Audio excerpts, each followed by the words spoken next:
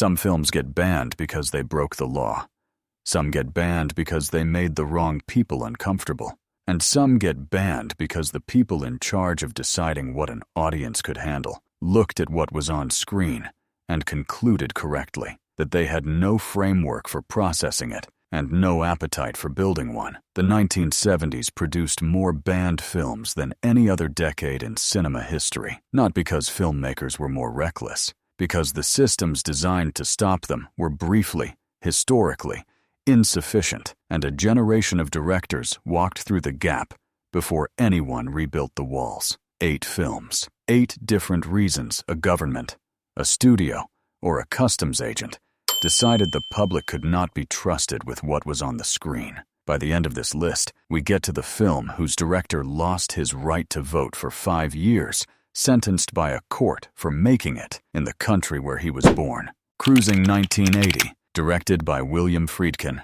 Al Pacino plays Steve Burns, an NYPD detective sent undercover into New York City's leather bar scene to identify a serial killer targeting gay men in a film that William Friedkin began shooting in the summer of 1979, while 40,000 protesters surrounded the locations and attempted to disrupt production by shining mirrors into the camera and broadcasting whistles and sirens on frequencies that would render the location sound unusable. United Artists released Cruising on February 15, 1980, and the film arrived having already been the subject of more sustained organized opposition than any American film since the birth of a nation, a comparison that the protesters themselves made and that Friedkin disputed, and that the historical record makes complicated by the specificity of what both films were accused of doing to their subjects. The gay community's objection to Cruising was precise, that a film depicting gay men primarily as murder victims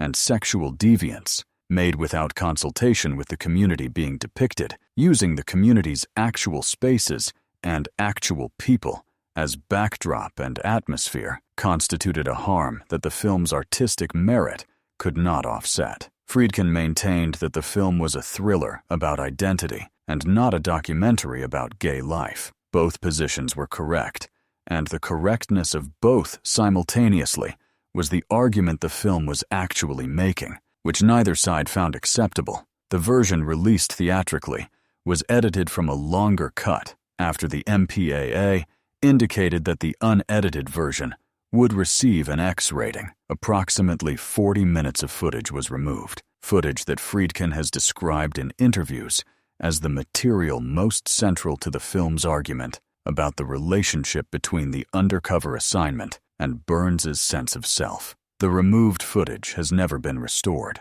Friedkin died in 2023 without completing the director's cut he had discussed for decades. Cruising is available through Warner Brothers Home Video in the theatrical cut. The 40 minutes that would have made it a different film exist somewhere in a vault. The 40,000 people who protested its production before seeing it were responding to a film that was never publicly shown. The unedited version that the MPAA's rating system removed before the audience could form its own opinion. That version remains the most significant unreleased American film of its decade. More 1969, directed by Barbet Schroeder. A young German student named Stefan follows a beautiful American woman named Estelle to Ibiza and discovers that what she is offering, freedom, pleasure, a life organized entirely around sensation, has a specific pharmacological infrastructure that the film documents with the patience of a filmmaker who understood that showing the experience completely was more disturbing than editorializing about it. Columbia released More in Europe in 1969, and the film reached American distribution in the early 1970s through art house circuits that had developed the specific legal and commercial arrangements necessary to exhibit content that the MPAA rating system had not been designed to accommodate. The Pink Floyd soundtrack, recorded specifically for the film, one of the band's earliest major commercial releases, became more widely available than the film itself, which meant that American audiences in the 1970s could purchase the music for a film they could not legally see in most of the states where they lived. The soundtrack's commercial success created a demand for the film, that the distribution system could not satisfy through legitimate channels, and that the underground exhibition network satisfied through channels that were not legitimate. The heroin sequences, shot with a documentary directness that Schroeder achieved by filming actual drug use rather than simulating it, a production decision that the 1970s censorship apparatus had no instrument for verifying, but several instruments for suspecting, were the content that produced the most consistent regulatory response across the markets where the film was submitted for certification. Several boards refused certification entirely. Others certified a version from which the sequences had been removed, which was a version that Schroeder did not recognize as his film. More is currently available through the Criterion Collection in a restoration that represents the complete film and includes the Pink Floyd soundtrack in the form Schroeder intended. Barbet Schroeder went on to direct Barfly, Reversal of Fortune, and Single White Female, a subsequent career so commercially and critically respectable that his debut features regulatory history has been almost entirely absorbed into the footnotes. Ilsa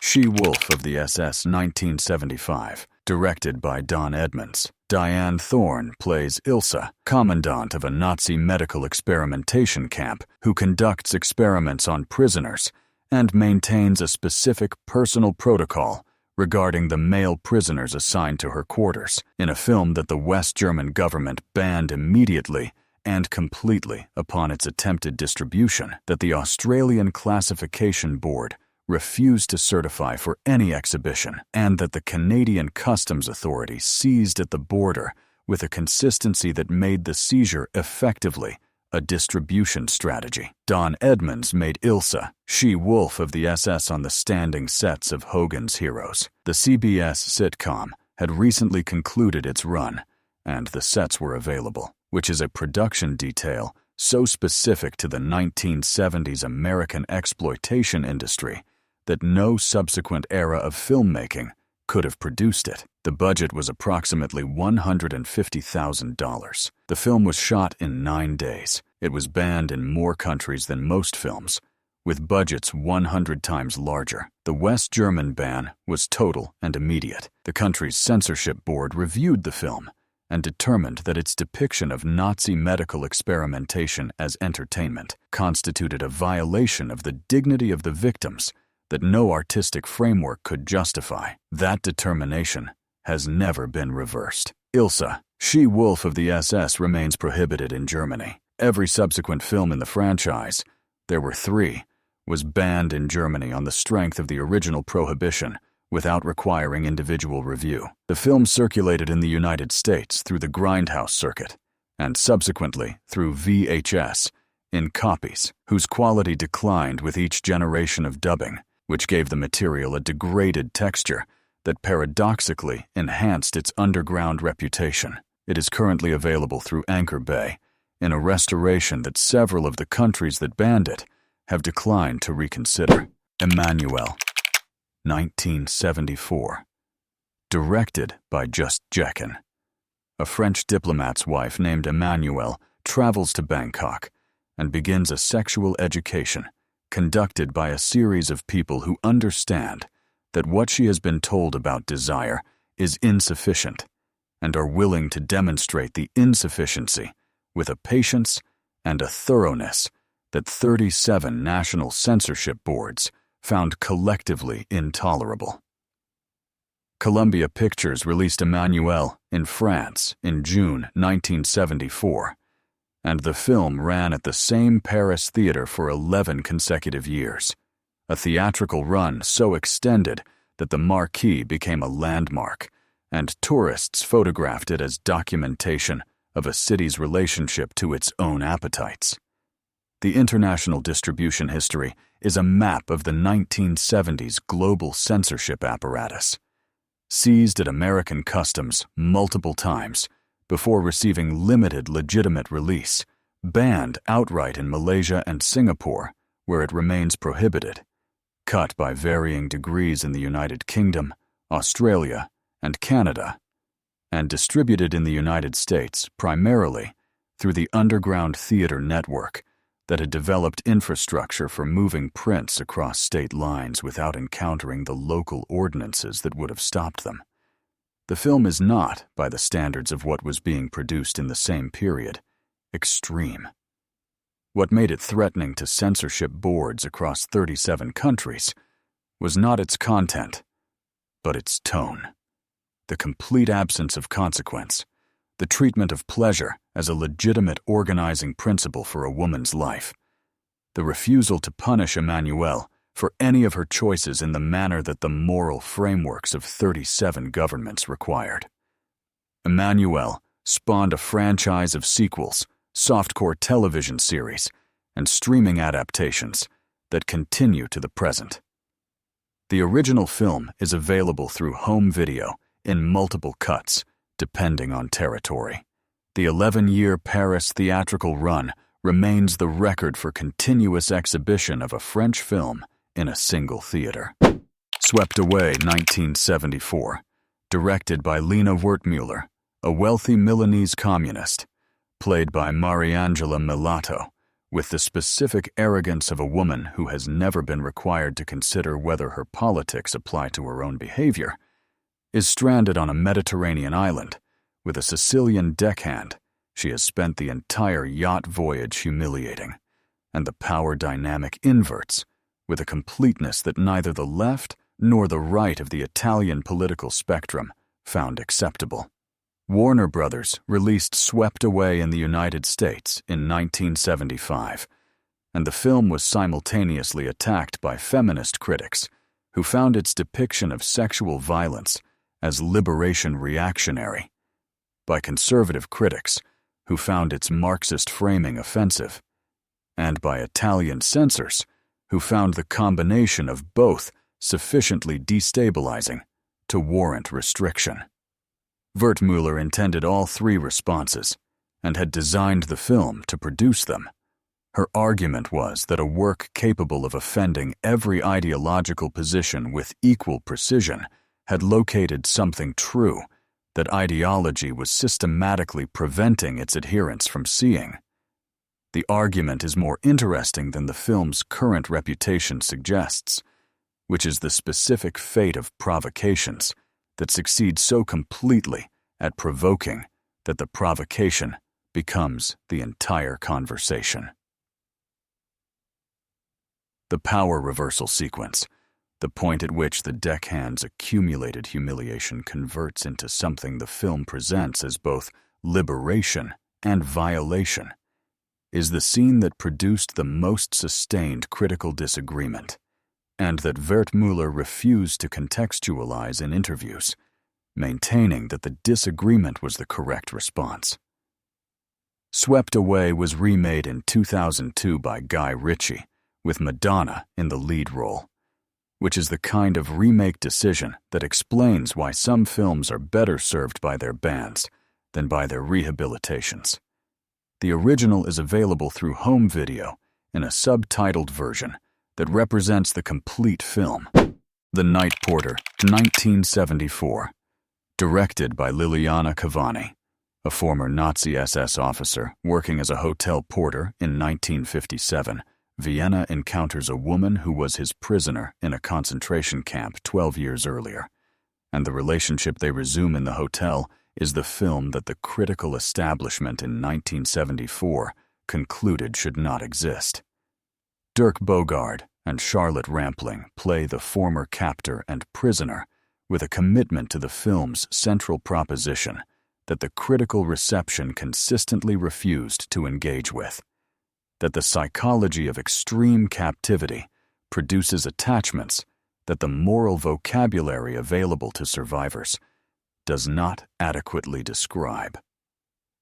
Liliana Cavani made The Night Porter as a serious film about serious things and released it into a critical environment that had decided the things it was being serious about were not available for serious treatment.